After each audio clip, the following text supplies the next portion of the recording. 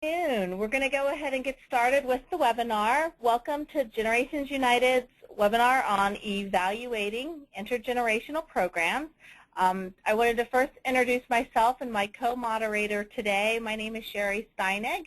I'm joined by Leah Bradley. We both work for Generations United. Generations United is the national organization that works to improve the lives of children, youth, and older people through intergenerational practice and public policies. We share resources and connect practitioners around the U.S. and the world, and one of the ways we do that are through these webinars as well as through our website, e-newsletters, and other resources that we provide. This is the fourth in our series of monthly webinars on intergenerational issues made possible with a grant from MetLife Foundation.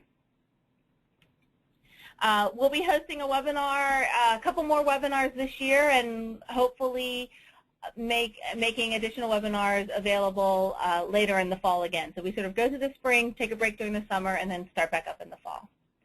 So the next slide here is just some text for people who can't hear me or maybe are having difficulty hearing.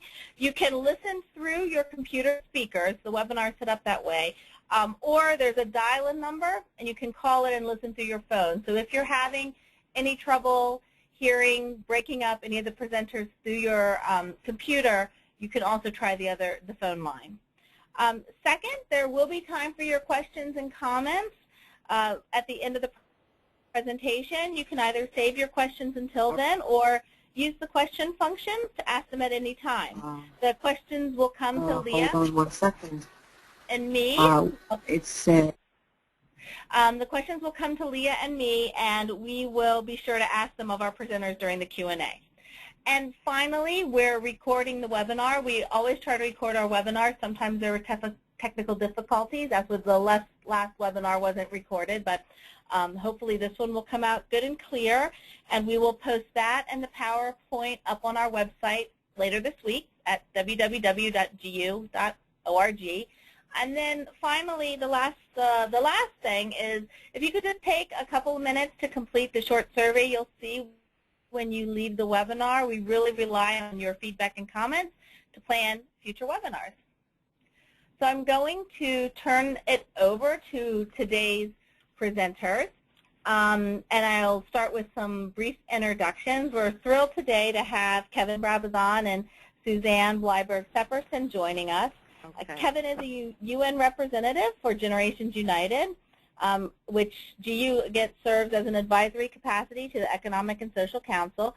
He's also president of the New York State Intergenerational Network. He's an adjunct associate professor at New York University and an adjunct professor in intergenerational studies at Dowling College, and a former lecturer in gerontology at LaGuardia College. He's the co-editor of Intergenerational Approaches in Aging, Implications for Education, Policy, and Practice, and author of other publications in the intergenerational field, notably one pending at the International Journal of Interdisciplinary Social Sciences on Wisdom in Intergenerational Relationships. He developed intergenerational services at the New York City Department for Aging for several years and a U.S. network of services for grandparents raising grandchildren for the Brookdale Foundation. Susanne is a professor and chair of the Department of Sociology and director of the Center for Intergenerational Policy and Practice at Dowling College in New York. She's past president of the New York State Sociological Association and past president of the Dowling College chapter of the New York State United Teachers Faculty Union. She also recently joined Kevin as a UN representative for Generations United. Susanne is the co-editor of Elder Care and Service Learning, a handbook, and past executive editor of the Journal of Business and Economic Studies. She's been a member of a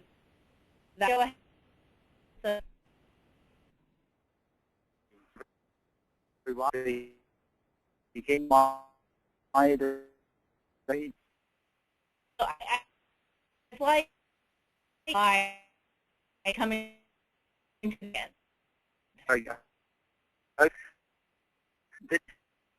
it's just the kind of the question that applies to a program both measurement and the what's in program work we intend them to, and we get the result. So originally you can add work like a lot check for program and the people here fine.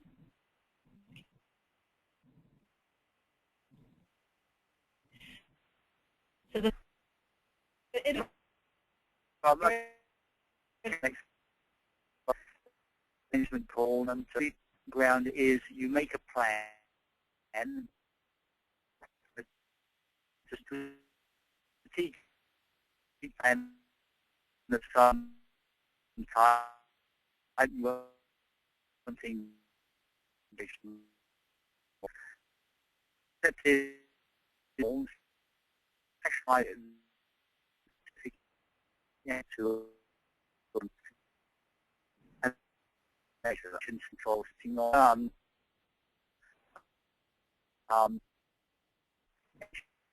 show the content is the object target way efficiency the angle because it costs money.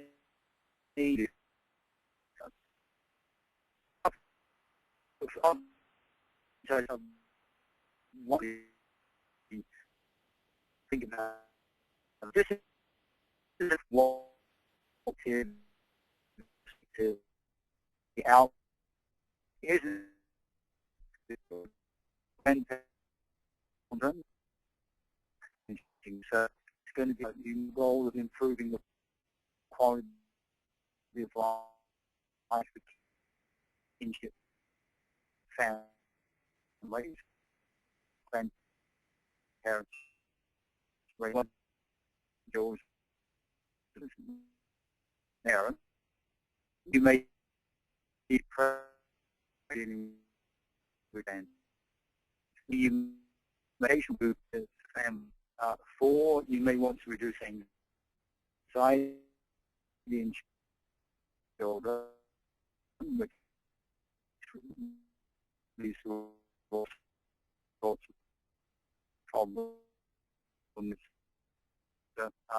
It's necessary to give us correct the health of the children, improve in the communication. This goal make this generation substantially catering distance or reduce age-related stereotypes and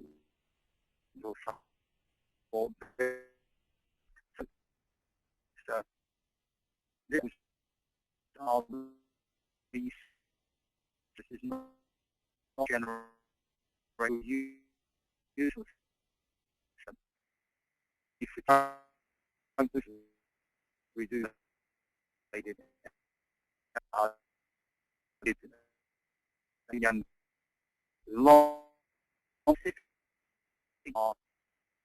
crucial you look at there is measures when you plan the program. If you haven't done that is and has for people or health outcome education that you need for the measure. Try to make your juice, which is great.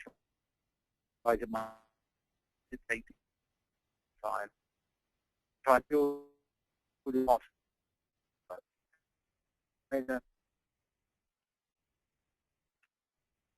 Carry on.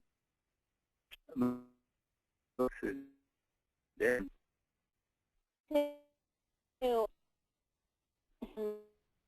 like to have right and Kevin search means enough. Sounds good. Run to the next slide now. Off and when we in the pro to demonstrate the pro to what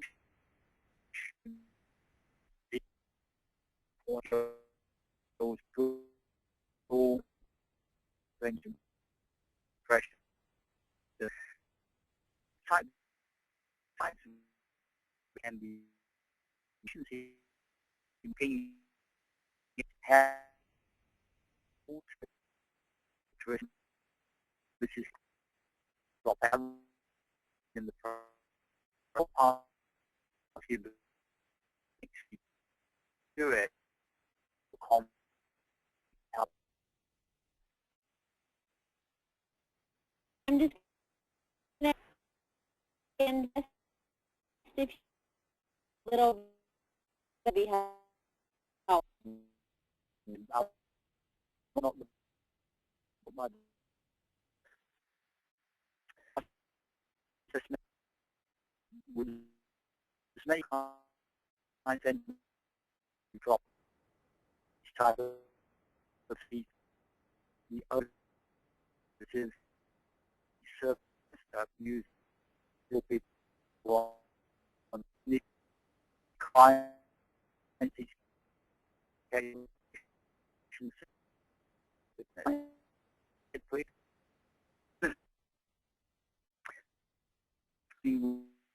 with nation pro possible begin measurement wow post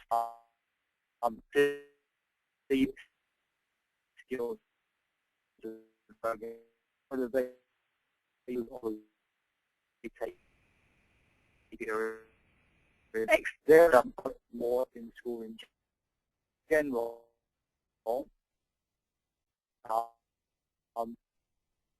you could take just this so I think to me this is the forms to look at students you scale like a good long term to a survey like that if possible you may try and get it that you never been very yourself aside the measurement.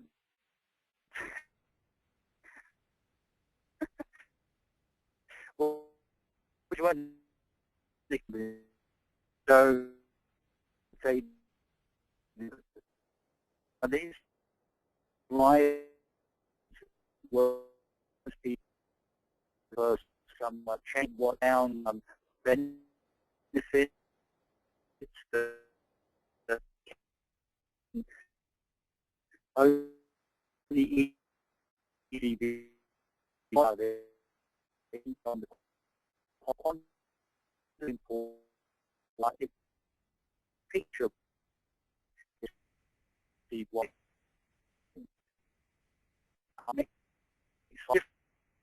differences one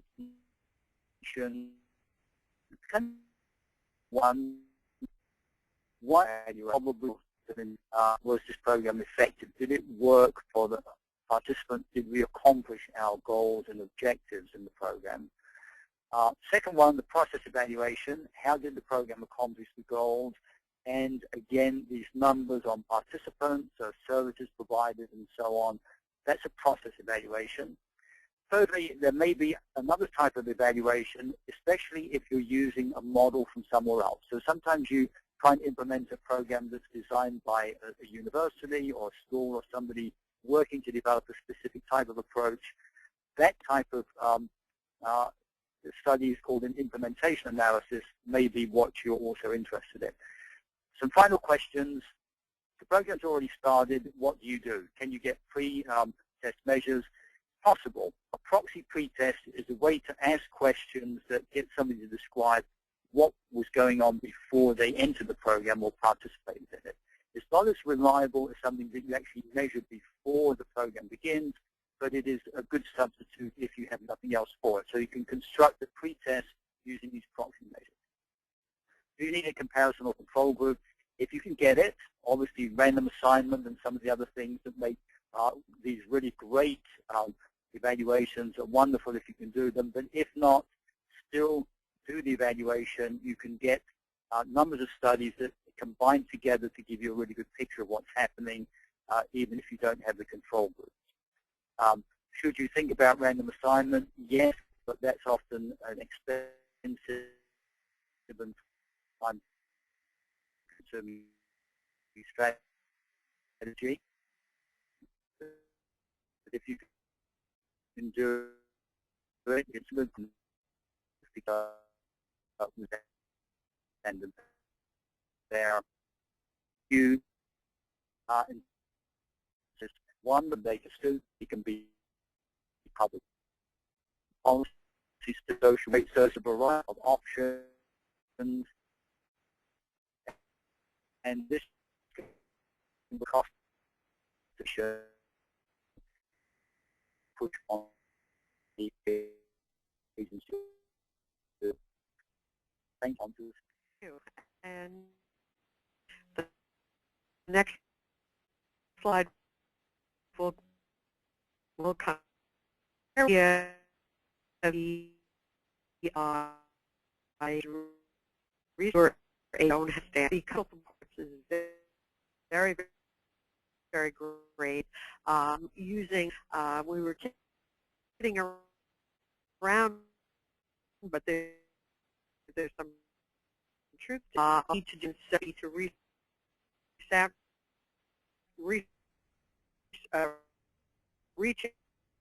out to your local in a real through this, and it's just not what I call make believe research. You all go with students or all the that is quite anyway. So began the research in New York City and a group from the Intergenerational Center and realized that there was data were part of the international program at Vision, and then this data they could be used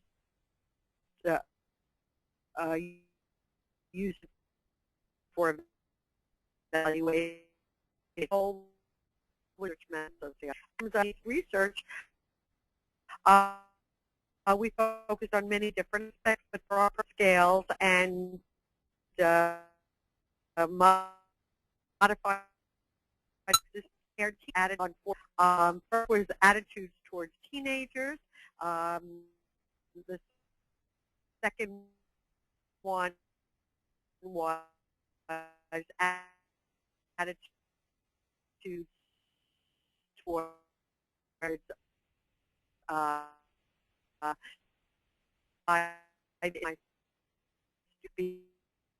feel that I always say do their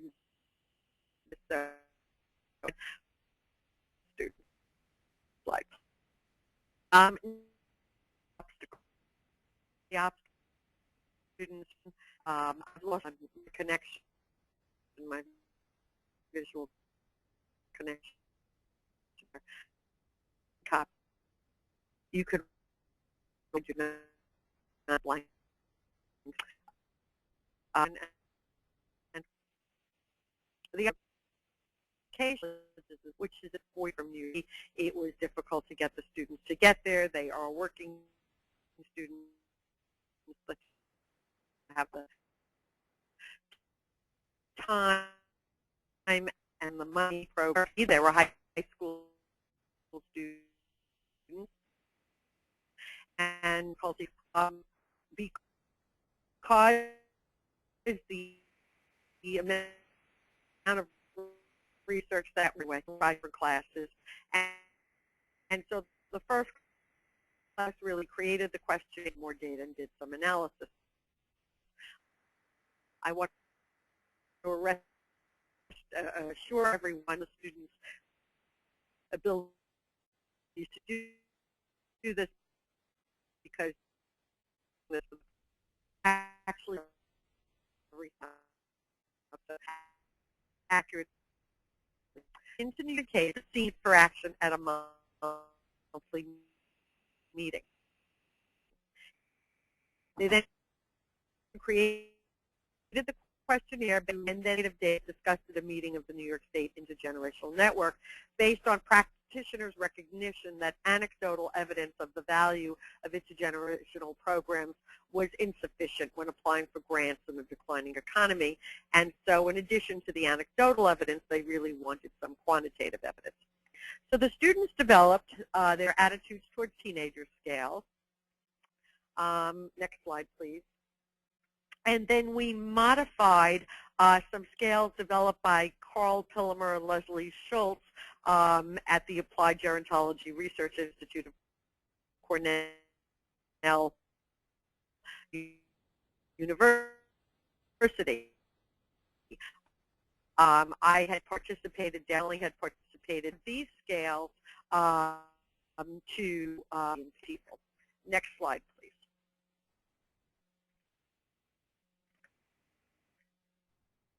The SPA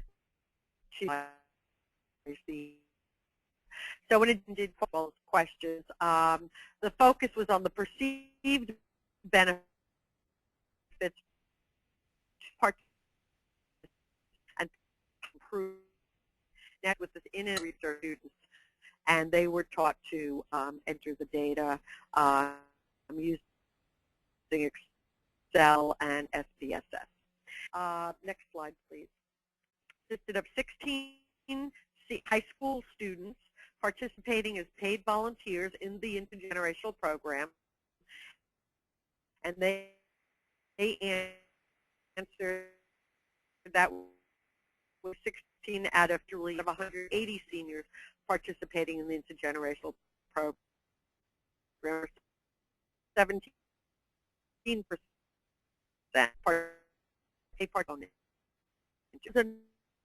had been asked to access the interview, and those students then wrote down their answers in a survey format, going back and forth, you know, between asking for people and reaching them when they're available and so on. And all students and seniors were promised confidentiality.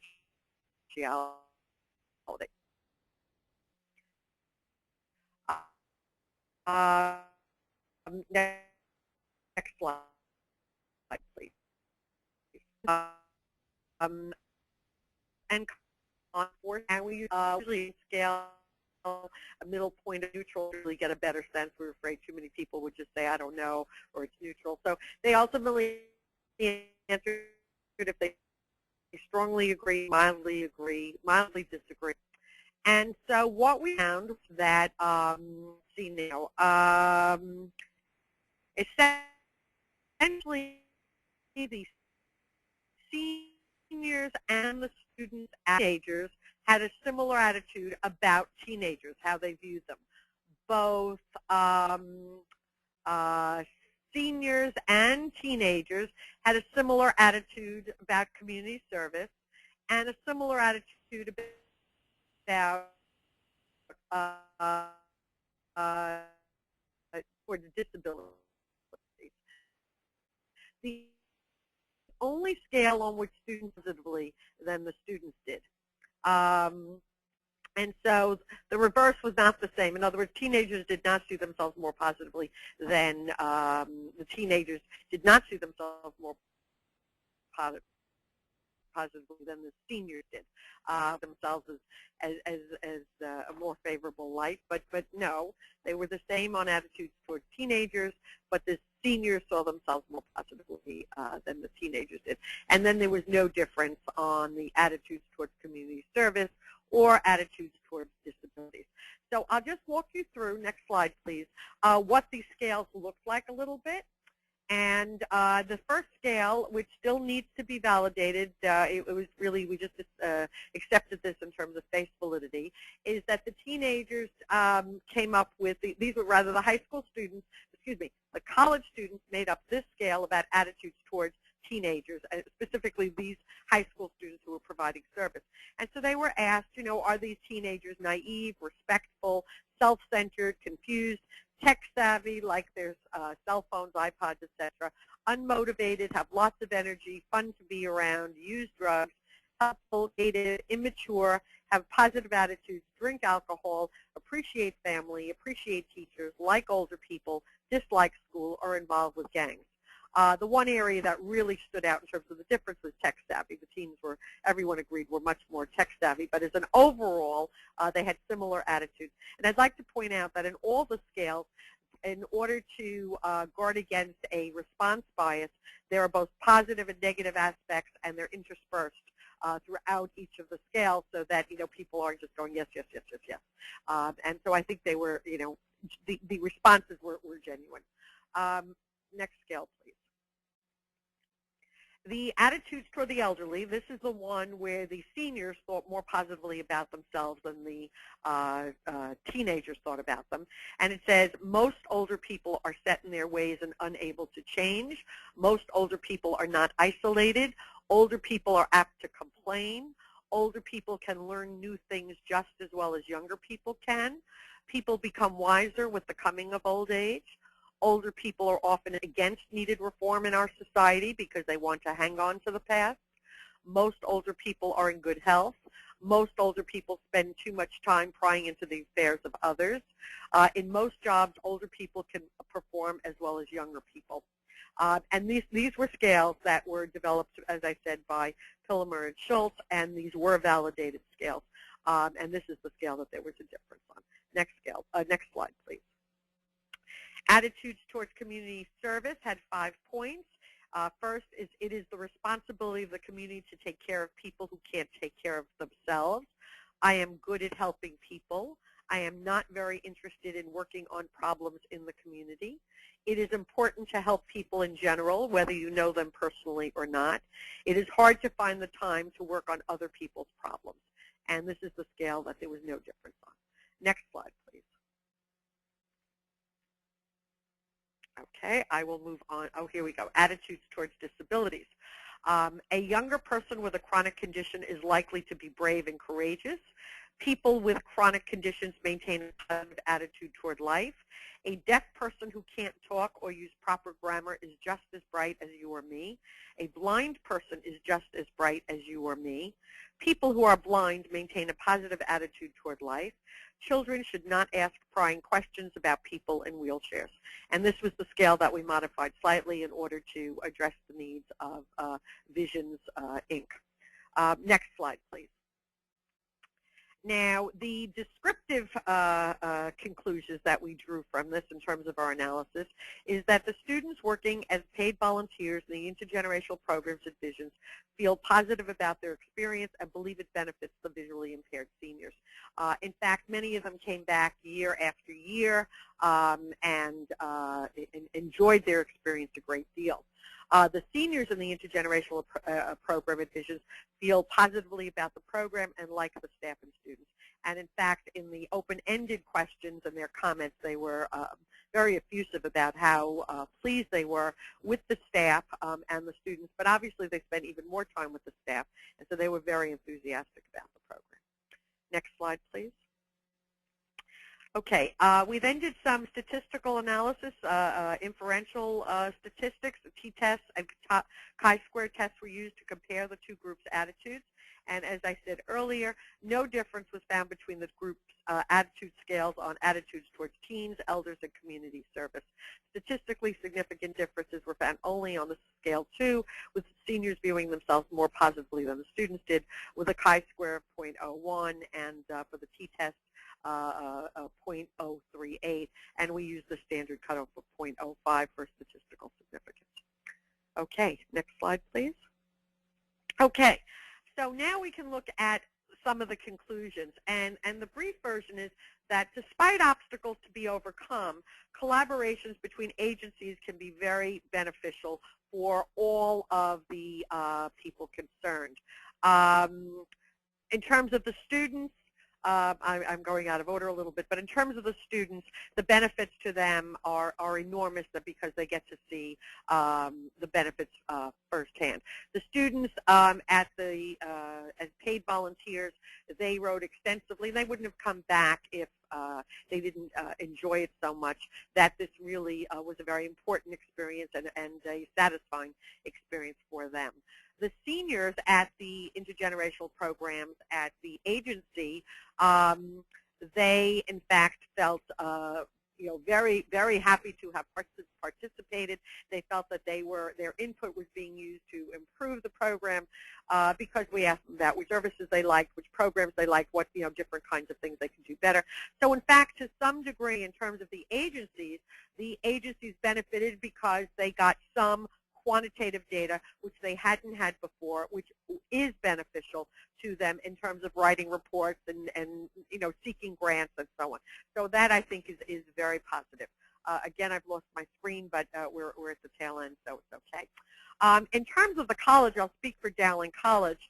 The benefit to the schools, and we are a private liberal arts college, is enormous because one of our functions, as all colleges, is to give back to the community. And so this creates a positive image for us. It creates a higher profile for us, and it is meeting the needs and the requirements of an educational institution to be of a resource within the community. And this was an innovative aspect for Dowling College, and so they felt very positive and supportive about this venture. In fact, my own dean of the School of Liberal Arts, he was encouraging faculty to engage students in real research, to make them feel that this was very different from their previous educational experiences in high school. So the college was happy, the students were happy, the agencies were happy. It's win-win-win all the way across.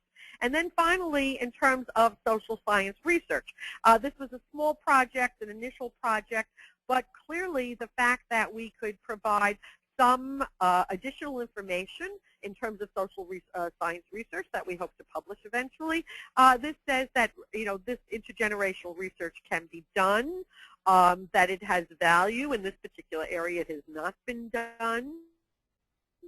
And the first step, it presents a model of different agencies. So this is both, well, I'll say the social, adding to the knowledge of social science. There's the evaluation research piece, as Kevin said earlier.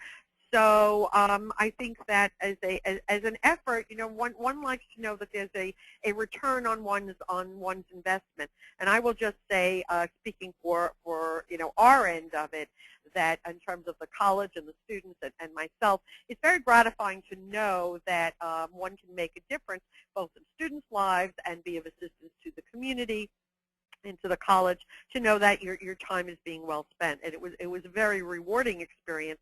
And I know for some of my students, it really changed their lives because, in fact, they had not been exposed to elderly in who were visually impaired, and I will tell you, for one or two, they had never even been in New York City before. So that alone was an eye-opening experience. It was sort of the latent functions of research. But again, these kinds of projects, I think, work very well in research methods courses. Obviously, I think honor students are even better because their commitment will be greater, but it opens up students' eyes and is part of the educational mission. So speaking for myself as a professor, you know, I was very glad that we did it, and in fact this year we're going to be doing some qualitative research with an assisted living center in Nassau County, which is a little bit closer to us, which will at least mitigate some of the travel problems. So that completes my part, and I think Kevin and I are both open for questions, and we thank you. Well, thank you both, Kevin and Suzanne, for sharing all your expertise with us. We have had some questions that have been written in, so Sherry and I will start moderating those questions. After we ask Suzanne and Kevin to answer the questions, we will give those of you who are asking the questions the opportunity to follow up with any further questions. Please continue to write in questions because we have some time here. The first question is, can you suggest a scale for perceived social support? I would have to tell you off the top of my head, no, but I would really like to know more what you mean by perceived social supports. Can you get into the social supports aspect and who is the population that's receiving these social supports? Okay, and this question, Judith, I have set you on unmute. So can you try to talk and we can see if this has worked? Judith Turner? Oh, hi, Judith. Are you there?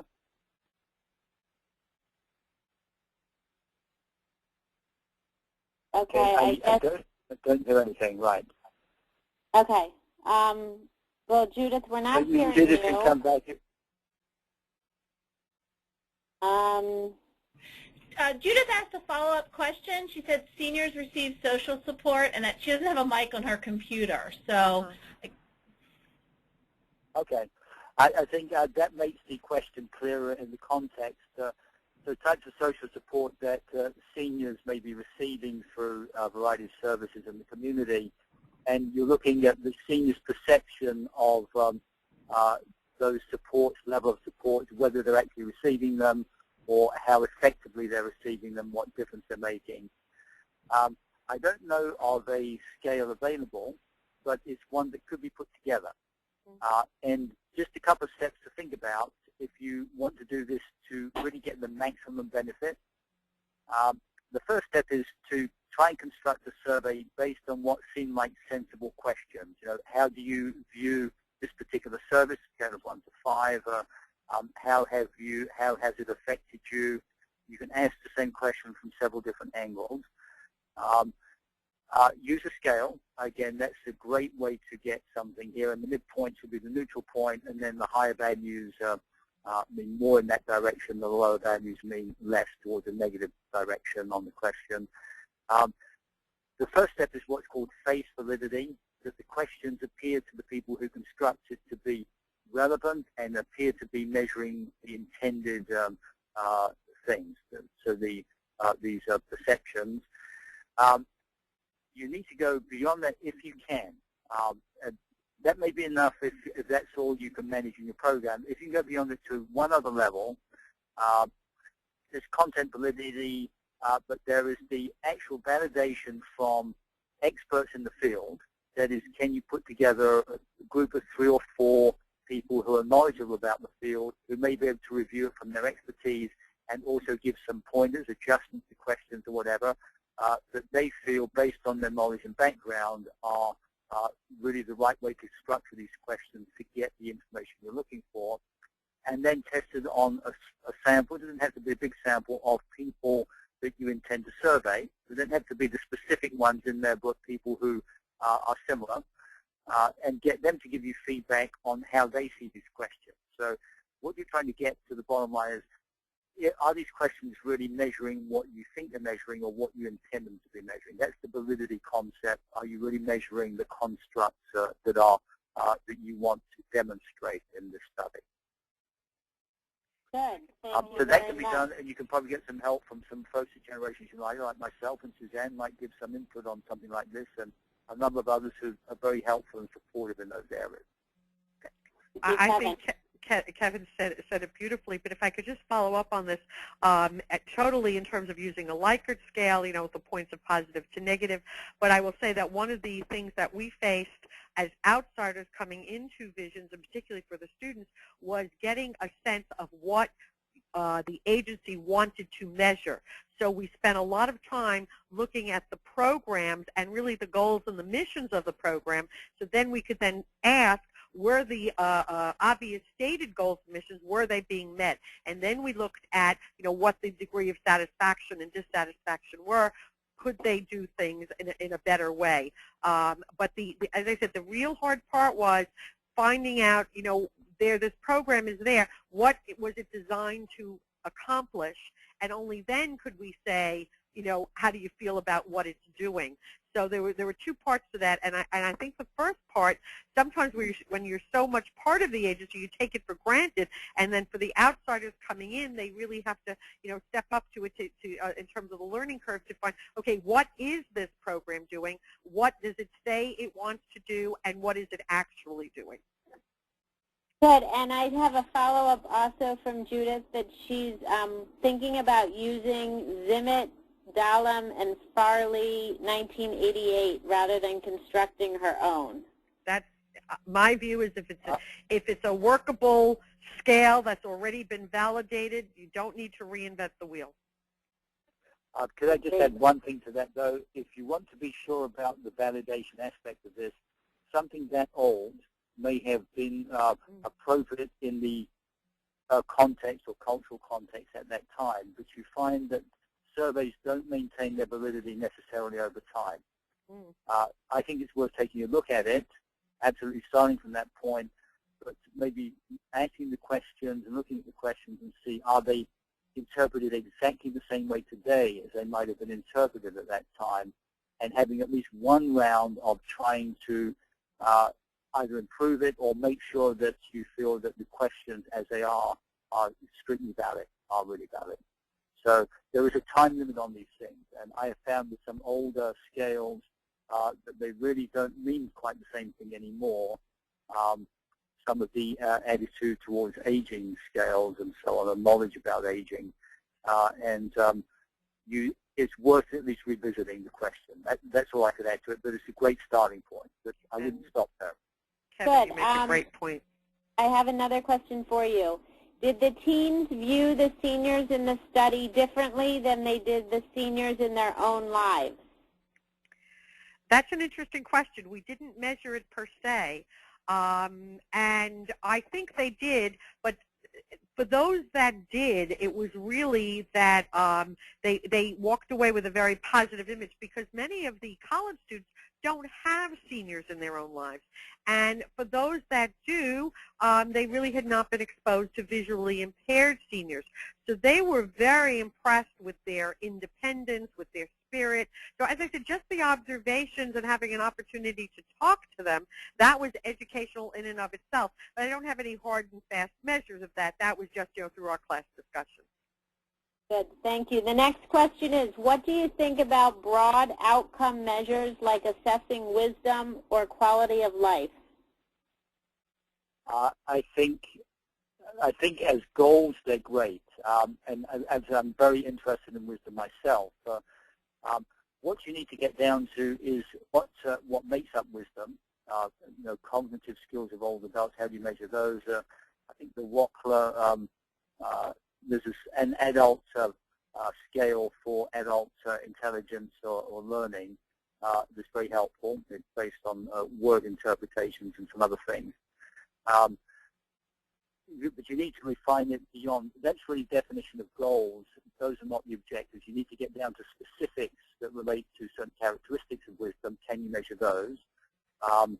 There's an affect component of wisdom that is not cognitive, but is to do with emotion and feeling.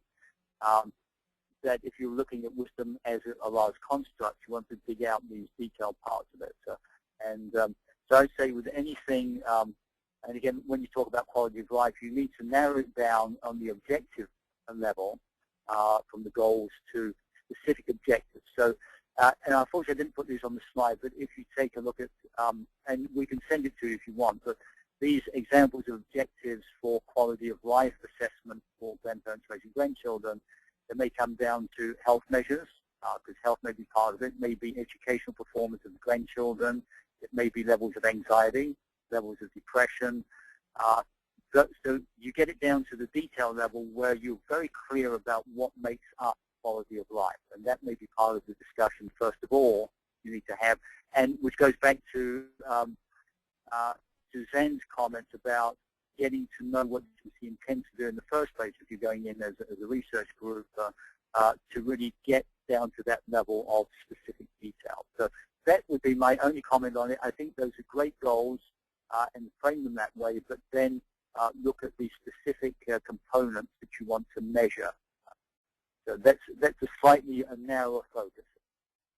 Good. Thank you, Kevin. The next question.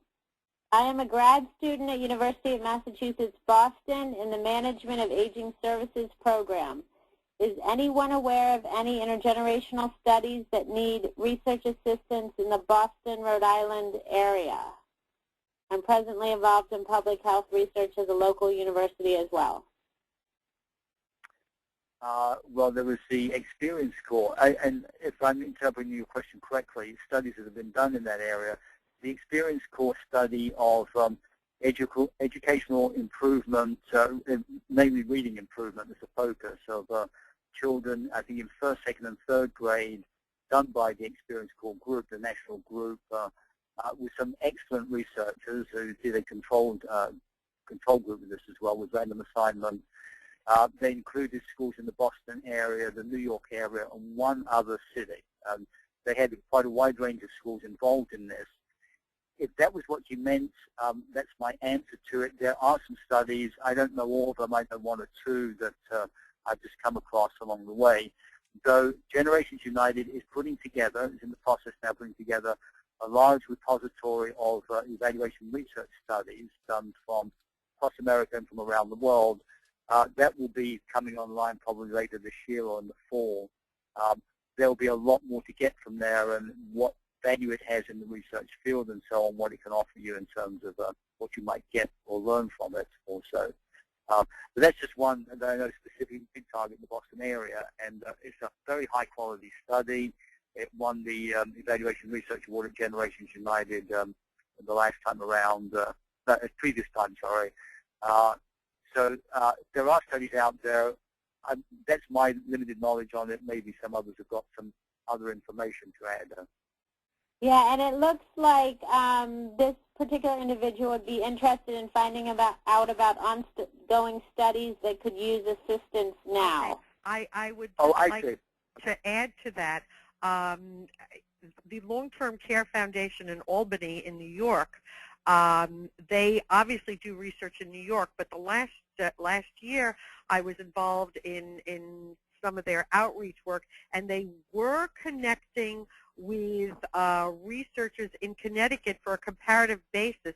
And I vaguely recall somebody mentioning Massachusetts. So, but if not, they may be interested in expanding their comparative basis. And so you might want to contact someone in their research area at the Long-Term Care Foundation in Albany. Carol Hegeman, who is my co-editor, was the research director. She has moved on to semi-retirement. So, and I know two people who replaced her, and I think that if you contact them, they would either be able to use you or would be able to refer you to, because they are doing ongoing research, and they are involved in intergenerational research now as well. You just wanted to see one other thing, Suzanne. And this may be a question for Leah or Sherry. There are one or two researchers who've been in the intergenerational field a long time from Massachusetts, and their names just elude me, and I apologize for that. But and I've spoken to them at various conferences. So there's definitely some people in the area in Massachusetts, in fact from several areas, who have a long research background who may really be able to offer something. And maybe that's something that you could add to it later and just check out who I'm thinking of. I'll remember it, of course, when we're off the phone, but there's at least a couple of very high-quality people who have done research there, and I assume it's still ongoing. Okay, so I would recommend that the individual asked that question just get in contact with either Sherry or myself, and we can try to get you the names of those researchers. I think we have time for just one or two more questions, and then we are going to move on to some information about future events. Question is the term quality of life the same as well-being? I think quality of life is much broader. Quality of life is much broader than well-being. Kevin, you answer that, but my instinct is that quality of life is a broader concept and covers many more areas. Yes, that would be exactly my take on it. Well-being is a part of quality of life, it's a kind of subset of it. But if you look at quality of life indicators, they may vary a lot from one study to another, depending on what the particular emphasis of the group is. You can focus on health indicators, you can focus on living arrangements, you can focus on accessibility, you can focus on availability of services, you can focus on intergenerational relationships. Because can I add to that? Can I just add to that? I think one of the neglected areas is social relationships in terms of well-being as well as quality of life. And I know that's somewhat sociological, which is my area, but I found that people are so drawn to the quantitative aspects, such as how many times do you eat meals during a day, or do you have access to public transportation, or very concrete kind of things. But I think the social relationship aspects is very important in terms of well-being and subjective evaluation of that, because that will vary greatly from person to person, and that's also part of the problem in measuring it, because different people have their own subjective standards what a high quality of life and good feelings about oneself are. And could I just add one thing? And I totally support the social relationships, and I think often neglected area in people who discuss quality of life is the intergenerational relationships. Because my experience is many older adults value very highly the relationship they develop with younger people through the intergenerational programs. And you can measure it in terms of attitude, positive attitude changes, feelings about their own life, as pre and post tests on these things. They're actually not that hard to demonstrate because you've got this big difference. You've got this new social relationship coming in, and you can actually often pick up very substantial changes pre and post. So I think that's just an excellent area to look at. And I think it also bolsters the case that intergenerational relationships are very important for individuals as well as society. We have the intergenerational or social compact, these commitments of generations in society, really to one another across generations, but they show up very much individually as well. And any types of psychological scales, or depression scales or whatever, can measure these, in fact, very significantly. So anyway, thanks, Susanne. I just wanted to add that.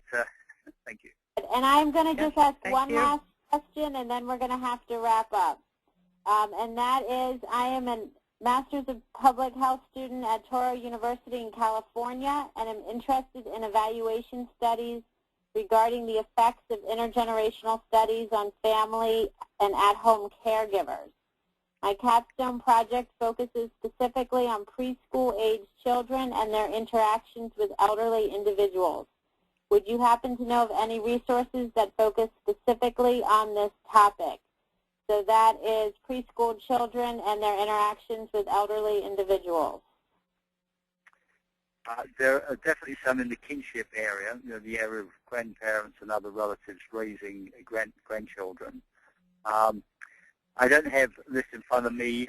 There's quite a large database that I think, and I worked on Generations United had put together, so it's from a few years ago, but there was some great material in there. That could be dug up. I could probably dig it up myself, but I know it's there at GU also, the refined versions of it. I've used it a number of times to give referrals on impact of support groups and all sorts of things. You can find all sorts of detail in there. On other areas, I'm not quite as sure. There is definitely some work done by Sally Newman when she was at University of Pittsburgh. Extensive work done on studies of older adults' involvement in childcare, so in childcare facilities and so on, intergenerational activities there. So definitely some, and very good studies as well. They have produced high-quality studies there. There are a number of publications that came from that area. So Sally Newman, and I forget some of the co-researchers there, but they produced a big body of work, and I think you'll definitely get something out of that. And if I could just add to that, I would also look at the research, that, although I'm not personally familiar with it, the work of the foster grandparents, because that's been around for a long time. Good. Well, thank you. And for that individual, feel free to contact Sherry or myself. On our last screen, we'll have our emails, and we can always connect you with Kevin and Suzanne if you'd like some further information. So I just want to say thank you, Kevin and Suzanne, and for all your expertise today. Before we end the webinar, I just wanted to go over a few dates that are upcoming. On March 15th from 1 to 2 is the next in our Learning Network webinar series, and the topic is going to be youth leadership. We will have a professional who's working with empowering youth and 2 youth on that call who are going to talk about the intergenerational work that they're involved with bettering their community. March 28th is a briefing on Capitol Hill recognizing the inaugural MetLife Foundation Generations United Best Intergenerational Communities Awards recipients. Everyone is welcome to attend, so anyone, especially those of you in the D.C. area, we hope you will consider attending that event, and we do require RSVPs. April 19th from 1 to 2 is going to be the last in our series of the Learning Network for this year, and that topic is going to be on grand families. And then the dates for the Generations United 2013 conference in Washington, D.C. are July 30th to August 2nd. So we would encourage you to save those dates and plan on coming and joining us. In terms of other types of resources, if you're not already on our Generations This Week email listserv, please sign up on our website, and then you'll get an email newsletter once a week and learn a lot about what's going on around the country with different organizations that are doing intergenerational work, as well as opportunities for grants and find out about different resources. Generations United also has a Facebook page and a Facebook group, a Twitter account, and a YouTube channel. So we would encourage you to check us out in all kinds of social media ways. And on this last slide, you'll see the email addresses for both myself, Leah, as well as Sherry.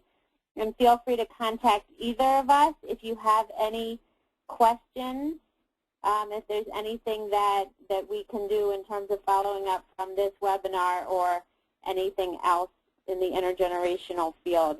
So thank you all for joining us today. We hope that you will join us on a future Learning Network webinar. And please visit the Generations United website for more information. Thank you. And thank you again to Kevin and Suzanne for joining us today and sharing their expertise. Thank you. Thank you. And thanks for the folks who joined in too. Much appreciated. Yes.